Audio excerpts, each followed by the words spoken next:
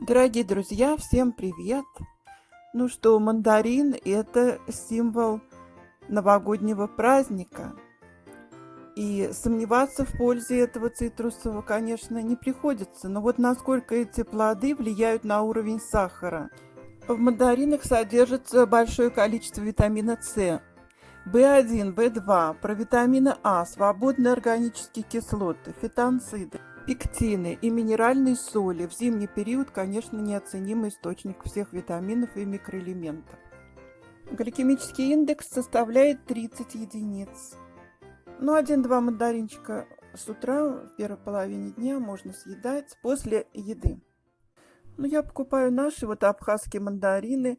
Обязательно нужно кипятком обдать, и я содой мою, и потом на сухо вытереть, и все.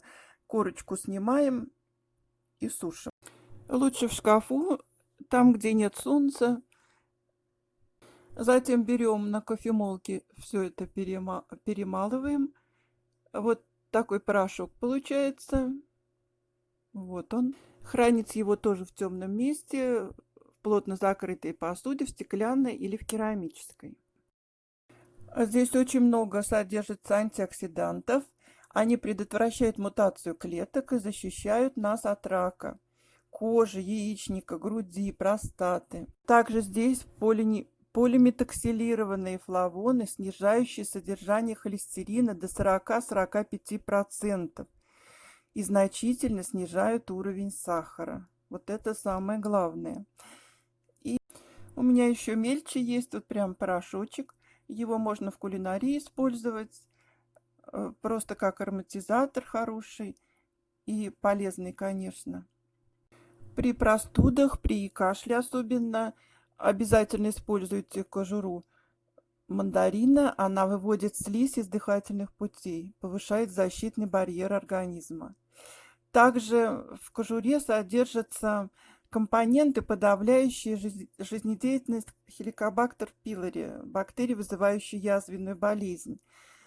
Эфирные масла, которые содержатся в корочках, они снимают симптомы нервных расстройств, чувство тревоги, усталости, напряжения снимутся, когда вы попьете чай с заваренными корочками. Ну вот на экране как применять внутрь, как заваривать, как лечиться, пожалуйста, на стоп нажмите, прочитайте, как ухаживать за кожей. Пожалуйста, тоже здесь все написано. Очень хороший для лица скраб. Это сметана или любое масло. И плюс вот порошочек этих корочек. Очень хорошо. По содержанию полезных веществ корочки мандарина богаче фруктовой мякоти аж на 45%. Можно вот ароматическую свечку такую сделать, вынуть мякоть из половинки, налить туда масло. И вот этот фитилек, который внутри там, он как свечка будет гореть. Потом можно еще в холодильнике запах убрать, также серединку убрать, туда соль насыпать, и у вас будет хорошо поглощать запахи. Также в обувь можно мешочек положить, пожалуйста. Ну вот я как завариваю, просто черный чай заварила, положила туда корочки мандарина. Вот вам, пожалуйста, прекрасный чайный напиток. Ароматный, полезный. Зимой просто вообще прекрасно, согревающий.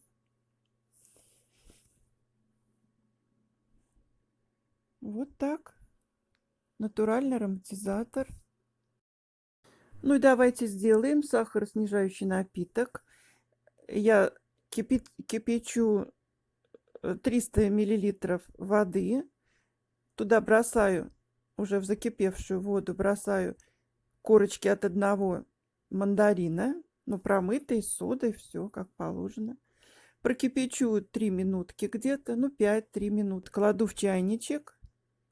В течение дня, вот по 30 миллилитров, допустим, пьем. Корочки не выбрасываем, они все время настаиваются.